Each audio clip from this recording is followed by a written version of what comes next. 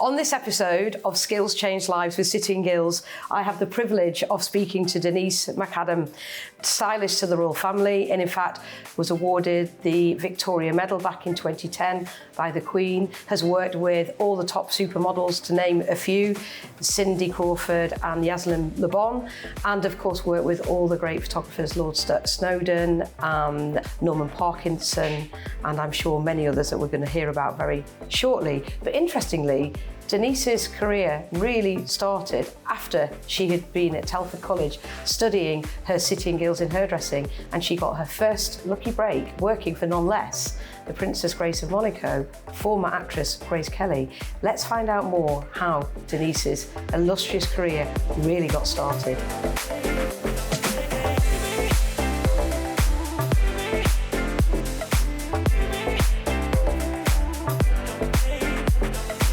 Denise, hi. Yeah. Hi, thanks for being with us today. Thank you. It's a privilege, actually. it was great. It was great to have you, and reading all about your career and how it started, so inspirational, and for City and Guilds to have played a role in that. We're truly privileged and honoured to have you associated with our qualifications and the fact that you represent the hairdressing sector. But I've just talked there about all the things that happened in your career.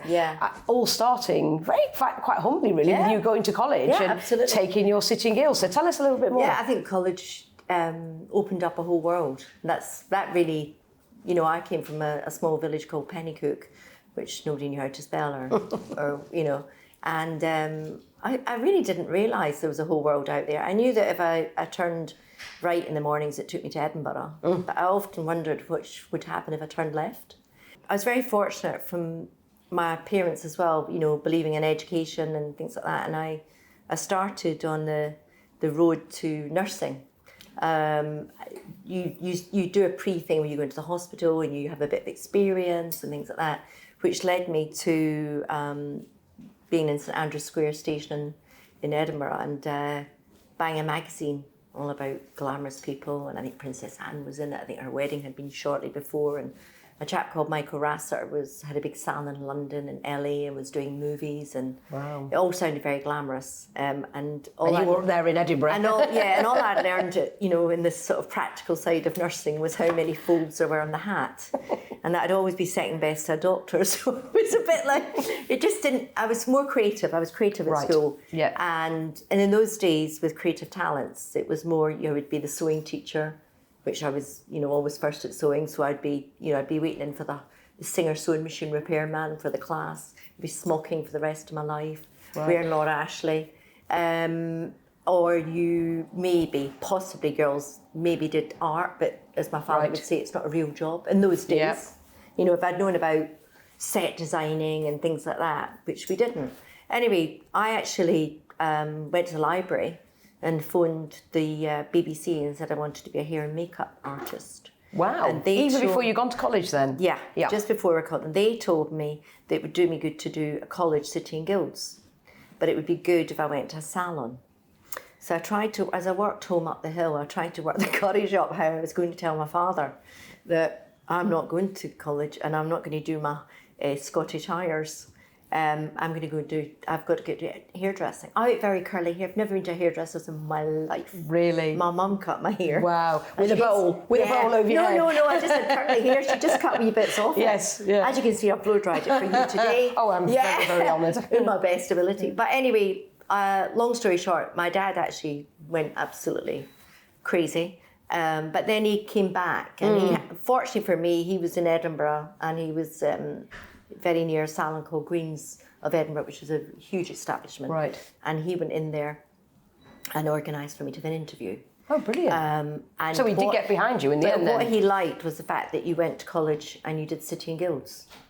The fun part of that was I meet all my fellow apprentices who are all very successful women, and we're all great friends, and we celebrate 50 years in hairdressing very shortly. Oh, fantastic. Have you all got City and Guilds? And we've all got City and Guilds. Wow, that's a party I'd like to be at. Corinne's Miss Smith, by the way. Miss Smith's a very successful salon owner in Edinburgh. Yeah. Miss Jameson is one of the biggest PRs in the hairdressing industry and fashion. Wow. Miss Flanagan runs half of Birmingham, and she's now in the courts in law as well. She's gone flip from two chairs to the other. So and there's a few more of us when we do meet up. So we're all still great friends. And I think that college actually bound us even more than even being in the salon. So Mr. Sandy Green arranged that we would go to college, but in those days, he didn't want us to mix with other girls, and we had to wear our white outfits. We did have nurses' uniforms on. Anyway, Mr. Jim Reed decided that we should be integrated and we should wear our own clothes, which was an absolute revolution. And was that your tutor at the college? Yeah. Yes. Mr. Jim Reed, Mr. Alistair Reed were the most inspirational men I can actually, and wrote me letters to say how great things were and what I'd been doing. And when I came to London, they were just behind everybody, not just me, all of us. You know, Miss Bingham, who lived in the Borders, you know, they were behind us all, and taught us skills that are just not beyond hairdressing, because I've always advocated it, and I've advocated it for everyone. Sometimes the hairdressing industry can look down on those people, but if they're highly trained and their equipment's immaculate and everything is pat tested and they pay their their public liability insurance, they're professionals. And the reason I advocate it is because, you know, I had a girlfriend who was thalidomide, and also a member of my family that had MS. They couldn't go to a salon. Of course, yeah. Yes, you can go, and I had a disabled area in my salon, you know, before people would have that, but they couldn't. No, of course. Some people, and there is people going through things in life they don't want other people to see. Absolutely, yeah. They may be going through cancer and they've lost their hair. Palliative care, whatever. And they may absolutely. be somebody in the public eye, and they don't want everyone to see them. Yeah, so they need to be visited at home, and they should be visited at home by a professional. Yeah. Well, just coming back to the, and I do want to get back to, we've got to get back to the Grace Kelly story and how your career really started. But it sounds like it already started. Already I'm seeing a sort of pattern. You know, your dad, despite his initial reaction, really championing you. Then you getting in with the salon owner, and then going to college, and then these two sounds like wonderful men at the college who became your mentors and tutors. And the important role of mentors today as well, Denise. I mean, it's so critical, isn't it? Oh, it's really important. And it's really important to have trust in your college tutor, to really believe in them and trust them. You know, you may look at a magazine and see something a bit more pioneering than they're doing, but it's not.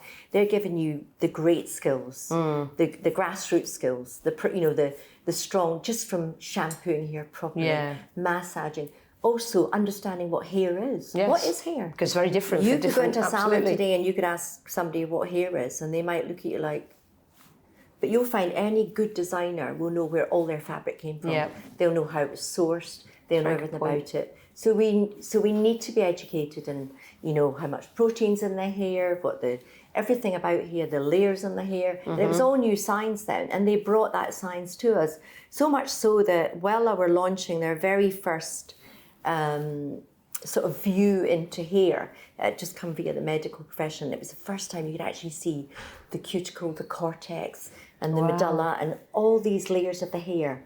And they launched a thing called System Professional, which was a long time ago. I think I was 17. Wow. And because I stayed at college and did night school and did trichology, I didn't finish the exam, just to let you know, but I did do trichology. They asked me to be the young representative of this product going forward.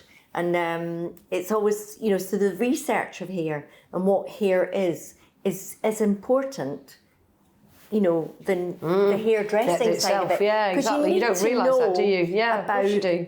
About this product, this fabric that you're working with. Yeah, it's very true. And that I definitely got from college, and I would not have. It's not brilliant. And even back then, I mean, if I can say that, because you wouldn't necessarily have thought, but even back then, that science and technology aspect was coming through in your... The biggest word I learned, actually, I was slightly older going into hairdressing. At that point, you can go in at 15.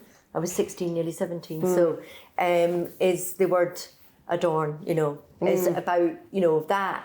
And also, you know, the 3 stages of hair, and I think now it's the 3 layers, but, you know, it's everything about, here's your personality, here's who you are. Absolutely. Hair makes you feel secure. Hair is the first barometer to an illness. If you know a client very well, you can feel something in your hair. Or the and dryness. You might bring the subject very slowly round to what could be a problem. Interesting. And that's because you knew the fabric that you're working with. Well, and actually, I think now, when I go to my hairdressers, I'm slightly looking at whether I should have made a bit of more of an effort. Sorry, Denise. But when I do go to my own hairdressers, it's funny, I do find it quite therapeutic because actually I know him very well. We have great conversations and there's a whole range of skills that you have to have, isn't it? You would 100% expect an apprentice chef, a City and Guild chef, to know where his meat had come from. How he's stayed with it, what the fabric with this, whatever. So why should the hairdresser? No, it's a really good point. It's not just about putting rollers in. No.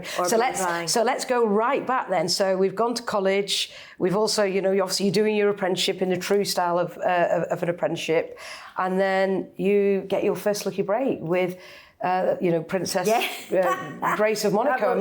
Wow! Yeah. Tell us about that. That was a strange story. In Greens was an incredible environment as a hair salon and very supportive in training, which I must add. And that's the important thing of salons being joint with City and Guilds. Anyway, there was a lady called Miss Forbes who was supposed to be doing Grace Kelly. It was Princess Grace of Monaco. Of course. To be fair, I hadn't realised she was Grace Kelly at that point. In Edinburgh, where we were, there was a lot of Dowager Duchesses, a lot of tiaras. We did a lot of tiara work. We had the secret of how to put a tiara on and things like that. So there was a lot of that happening, and we were going to the North British Hotel, and I was going to be assisting her. Anyway, she just was not very well at the hotel, so I basically had to. Wow, your first gig was something as significant as... Take my first gig, which was, I met Prince Albert, who was a superb young man, similar age to me. And Princess, she was fabulous. She was reading poetry that night. And we got on so well, the next day she came in to have her hair. In those days, it was kind of a set and blow. It wasn't like just a blow dry. And at that point, I'll be honest, I hadn't realised she was Grace Kelly. She was Princess Grace of Monaco, so just a princess. And in the next day I arrived and suddenly I've got a column, didn't have a column, and I got to wear pearls over my uniform. I definitely moved up a step.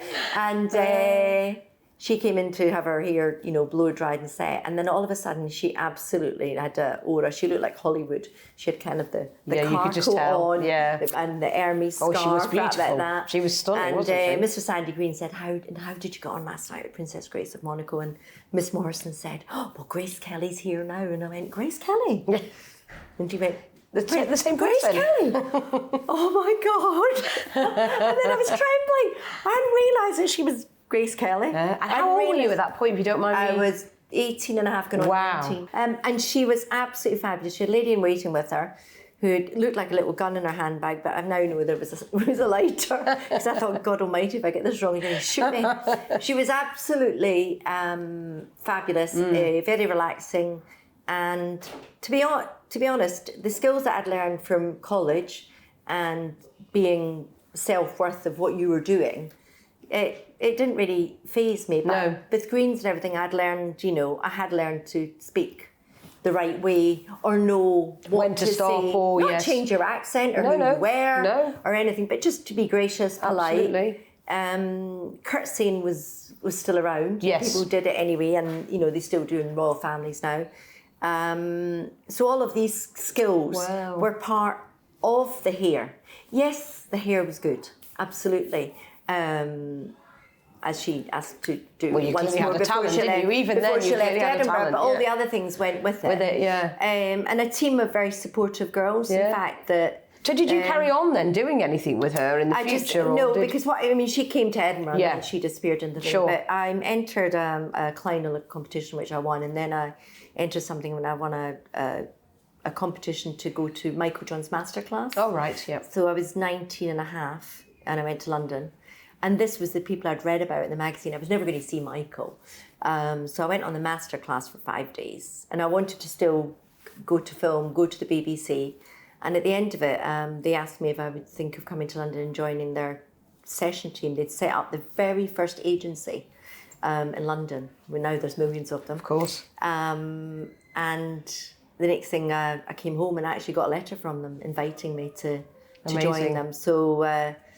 I was 20 and I moved into this big metropolis of You remember we had no mobile phones, you had to queue for a phone absolutely, ball. yeah, of course, yeah. To be honest, my daughter's about to move to Singapore. It could have been Singapore. Yeah, And that's the I way, understand that was yeah. the distance.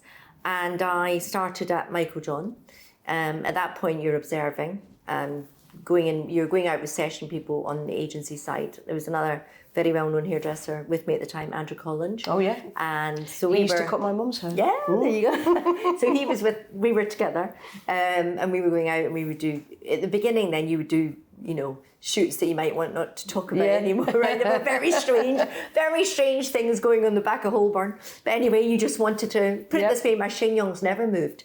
And then I hadn't actually met Michael, and a chap came in to see him, and he was standing there, I was observing.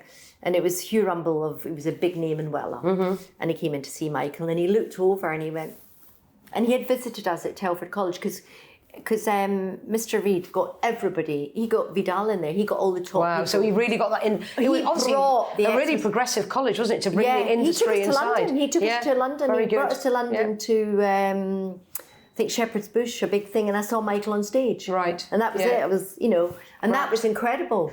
Anyway, he came in and he just turned around to Mike and he went, "Is that a Greens girl I see standing in the corner?" And Mr. Rasser just was like, I was nobody to talk to yet.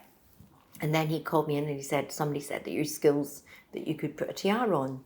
Is it true you did Grace Kelly?" I mean, you don't tell people things. No. And I said, but what a great story, though, yeah. And he said, "Do you think you could you put a tiara on for me now?" And he brought a block in. I didn't think about it. And that afternoon, I was on my first Royal tour. You're joking, literally, just like that? Absolutely. And the very strangest thing about this whole weird journey is my granddaughter got recently christened, my grandson before my granddaughter was christened and my grandson, and they were christened at St. James's Palace. And I'm actually standing outside I stood outside the door, because in those days it was the Duke and Duchess of Kent. Now it's the Edinburghs, it's their door. So I'm standing there, and the photographer had taken a few photographs, and when the photographs came back, I'm standing there holding my granddaughter's christening gown, because she was kind of next to go. Yeah. And I looked at it and I thought, oh my God, that's that door. If somebody had told me the 20-year-old me, 40-something years later, would be standing in front of that door holding a christening gown. So it's a bit of a kind of roundabout journey, but it was, I don't think I realised how big it was and important it was at that point. It's only when you look back. Well, sometimes it's only when you look back. It is. But sometimes that's quite important, isn't it? And we'll come back to that if we may later, which is what is, maybe have a think about this while we're chatting. What would you say to your 20-year-old self today? Absolutely. With all the lessons that you've learned. But let's just go back a little bit back to college, because we've talked about Telford College, because it's Edinburgh College now, isn't it? Now. And I know you're a big believer in giving back, don't you, Denise? And they very kindly, I think in 2015, invited me to be their guest speaker, which was an absolute honour. And I got a great round of applause, and it was very successful. And it was really an honour. It was absolutely a superb thing to do. And the passion still there, and that college was still, I could still feel, even although it was Edinburgh College, I could still feel the energy. Yes. And it was, I found it very inspiring being at college, because you're away from the salon, away from things, and you're meeting other apprentices, you're meeting other people on a journey, to very successful careers. From plumbers to electricians to chefs. All those really and actually the college, the guest speaker day, the meal was cooked by one of the chefs. Brilliant. Which was just such Who'd hopefully done the City and Guilds. He had the City and Guilds, and it was just such a... That was just such a joy as well. But I think that's the important thing, and one of the reasons we're very grateful to individuals like yourself who've had these great careers on the back of investing your own time and energy, but having the benefit of having a City and Guilds qualification, going to a great college like Telford or now Edinburgh, is to create that aspiration for so many young people today, because I think that's lacking sometimes, and they don't know where to start, and they don't know what that first step is into those brilliant careers that all start through vocational routes, don't they? Absolutely. And I always remember Mr. Reid said something which was really, I never forget it, and I always to this day keep with it. He said, if anyone ever says, "What do you do?"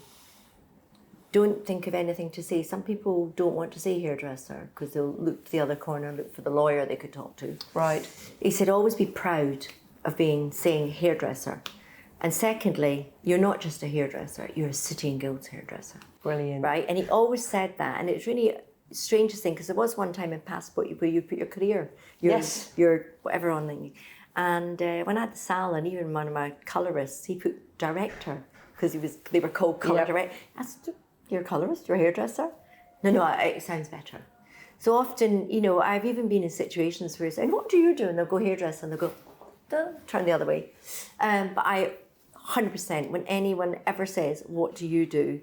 I say hairdresser, with no other explanations. Absolutely. Because he made me very proud. Yeah, and rightly so. To say that. And as he said, not just, you know, as Marks and Spencer says, not just anywhere. Absolutely. A City and Guilds. Well, I was going to ask you really, but you've answered it. I was going to ask you, how important was holding that City and Guilds qualification for your career? Very. For me, it really gave you the badge of professionalism for me. And also the fact that you'd really studied your subject, really studied it right through, you know. I think, and also, as I just said, it showed me other roads. You know, I always took everything wherever I went. You know, I've been fortunate. I've been on Britannia. I've been Australia. All over. Yeah. You know, I could be running for Revlon with Cindy Crawford, chasing the plane, or I could be working for a Leicester magazine, hanging on to the wing. I never know which side on the plane to go. It doesn't matter. I don't care which end I'm on. As long as you're getting, you know, or you can be. I mean, you can actually. You also being prepared, and I think that's what City and Guilds do. I remember being on a shoot once. We were in Thailand, and then off Koh Samui or whatever, or Phi Phi Island. You know, before there were huge hotels, and it was a piece of jewellery that was being shot, and also they were testing a new gas-filled curling tong. Right. So I'm on this little boat curling this model's hair. Well, the sea took over her and she dived in. Don't worry, it became the first wet hair look. But then the jewellery broke, and then the photographer said to me, "Oh my God, has anyone got super glue?" I said, "Yeah, in my kit." And absolutely. You had, because my hairdryer or something broke, and my hairdryer could glue it together. Yeah. And he was like, but it's where funny, do these skills come from? I know, but it's really funny, college? isn't it? Yeah, exactly. But it's really funny. It is like you say, sometimes it's, and everything you just were talking about then, Denise, but it's like, strikes me, you've always had your feet firmly on the ground. You've never allowed all those amazing opportunities you had to stop you from being very firmly on the ground, thinking, as you just said, ahead to what the next situation might be. And I suppose that sort of leads me to, if you were sort of, you know, offering some advice to anybody, but particularly young people who are looking to start out and advance their careers, you know, what would you be saying to them to really get on and make it happen? I mean, not everybody's going to have the wonderful opportunities that you did, but that doesn't mean say but they can't have a great career, right? No, you can, and you can create incredible, you know, opportunities. But I think that, you know, I think college is a great thing for, you know, for these skills, as long as you're not just going into college, you know, to lark around, as my dad would say, off the road of the buses, right? You know, to lark around, and it's just a something to do. I suppose this is where we enter kind of the world of, you know, more money goes on maths and goes on the practical training, which is ridiculous, because we couldn't get maths the first 4 times round. And why are we still pushing on it? Why are we still pushing it? Still not going to stop you being good at. Our phones have all got calculators, for God's sake. So, but and also are joining a great salon that has a passion for training. Yes. And inspires you to do this, or has a training program that is recognised by likes of yourself, like apprenticeships. You know, something that is recognised. I think that stamp training is really important. It's not. It will take you to that next goal, because, you know, a lot of young people now, I suppose, they're influenced by social media. Dare I say that word? You know, they see a program on the telly, and it's, you know, you hear them say, I want to be a session hairdresser. I want to work in... And they want it fast as well. Sometimes they don't realise you have to work at it. Like that. You've got to work. You're working Saturday night, Sunday. But then you see what splits them up. I had a young girl that I said, would you like to come and assist me? You have to be, I'm picking up at 5 a.m. So I took 2 of them. I decided to take 2. Only 1 showed. I was going to say how many showed up, right? And I knew only 1 would show. And the best part was, her mum was with her. And a lot of great salons, and it's always a good sign, like to meet the parents as well. Yes, and I don't think there's anything wrong with that. No, not at all. Because, you know, if you go to colleges, if I took my daughter when she was doing law and stuff around universities, I went with her. Yeah. And parents do that. Well, so it's why that shouldn't interest, absolutely. So parents go with you to see the colleges and see what you're going to do. But that's possibly also because you had your own experience with your dad, didn't you? Yeah. Where, yes, he may at first have not been as impressed as he ultimately would have been, that you did make the choices you did, but he really got behind you, didn't he? But I think when apprentices start in a salon, I think, you know, the owners meeting the parents is a good idea. No, it's a really there'll be great some idea. interesting where some children might not have parents, it might be foster parents, Yeah, it might be this.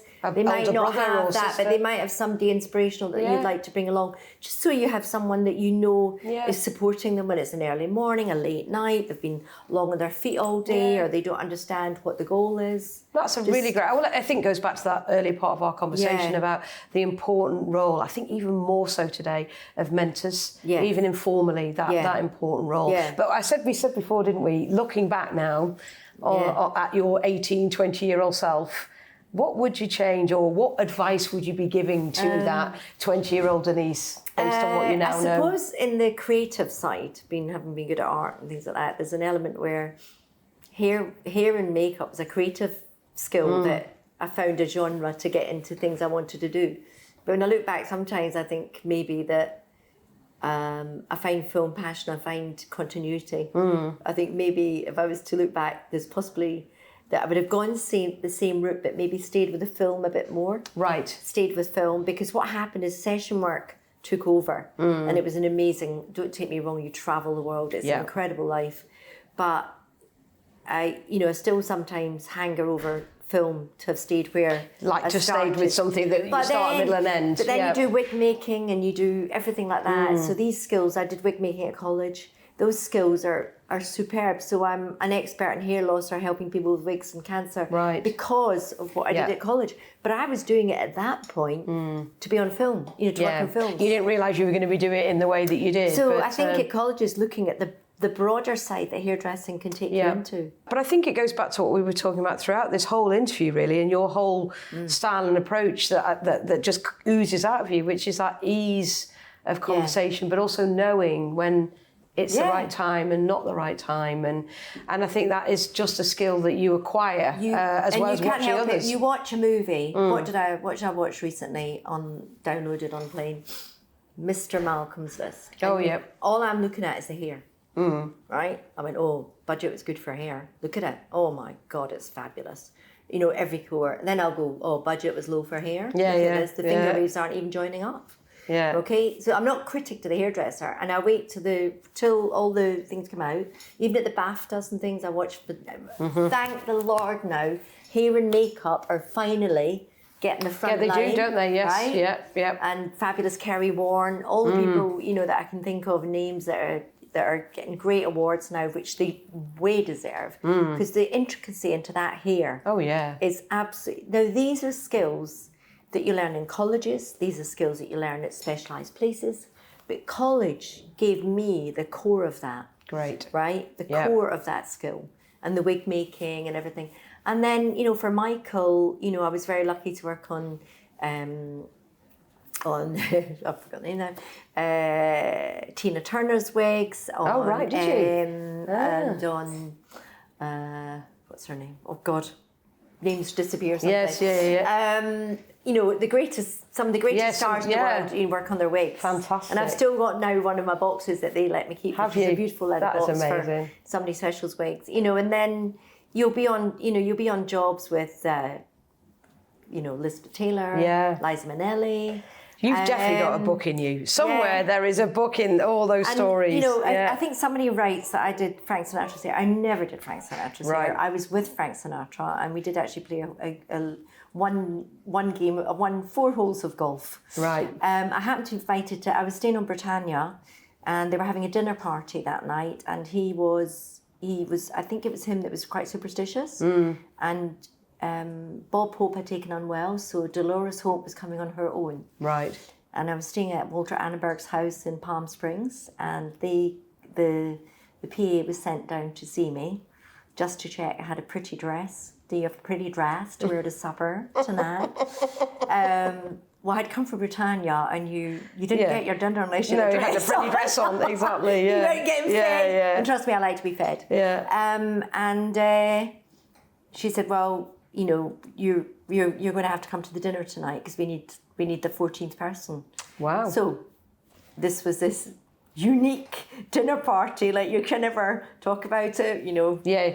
Believe me if you don't want to believe me, but it was I can Frank imagine. Sinatra. What an amazing evening. It was unbelievable. One of those where you had to pinch yourself, really. Yeah, at the point, I suppose at that time you're not thinking, because you're just thinking, you know, where you're going the next day and what the gig is, everything. But taking at that it in point, your stride. so hairdressing is not always about hair you want to do. Yeah. It's not always about a style you wanted to do. And that's where film comes in.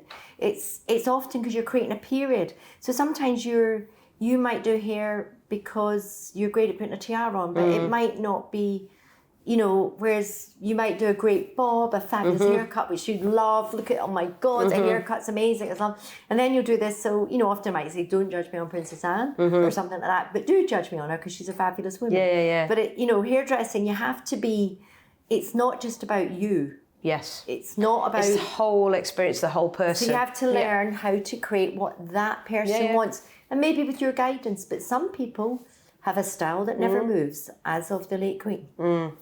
That's right. I mean, yes, she really did. I mean, and did you do her hair? I didn't do the Queen's hair. Right. I was on her list of people and I met her many times in Balmoral and everything, and lots of times. But you know, Ian Carmichael was her hairdresser, amazing friend, brilliant hairdresser. But I did have to learn.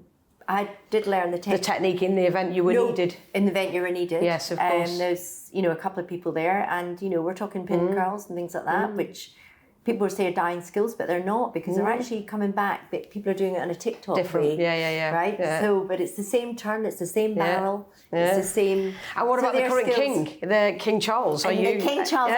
Have you got some of his locks? Yeah, no, you haven't. I didn't keep his locks. You know, for me, he's the Prince of Wales. But I mean, you know, of course, I've been with the Prince of Wales for many, many years. But I'm really kind of, you know, stepping back from that kind of genre of my life. Really, to be honest, I've had my daughters have children, I've had grandchildren, so there's some other not so much spending more time, but there's different priorities. Yeah, understood. But Charles is an amazing, incredible man. You know, one of the. You know, and again, that's not about hair. That's just about being able to that's about honour and, you know, being able to be trusted. Yeah, and respect. Politeness, respected. Value. You know, and I've known him a long time, since, you know, before Highgrove was really Highgrove. You know, I think, you know, since I was sent out to paint fences as well. But he's an amazing man. Does amazing work. I had never any doubt he would be an incredible king. Yeah, brilliant. And he's, you know, so... You know, it takes you into a world of meeting incredible people, and but you know, without the skills and without these beginning skills. So when, you know, a young person is learning these core things and they just think this is all that's left as they walk to the tube that night, these skills are going to lead you somewhere. On to somewhere else. They're going to lead you to the most wonderful places. Brilliant. You have no idea where they're going to take you. And you will always have them. Well, that's brilliant. You will always have them, and you know, and. That's important. Well, I think that's a great way to end what has been a fantastic conversation, Denise. I mean, I think, as I would say, skills change lives. Yeah, 100%. And what a brilliant summary that you've just given us about that. So thank you so much for being with me today. Thank you. And thank you for being such a champion of City and Guilds and having such a fantastic career as a result of it, as well as, obviously, all your talent as well. And lovely to meet you. Thank you. It's been great. Really enjoyed it. Really good.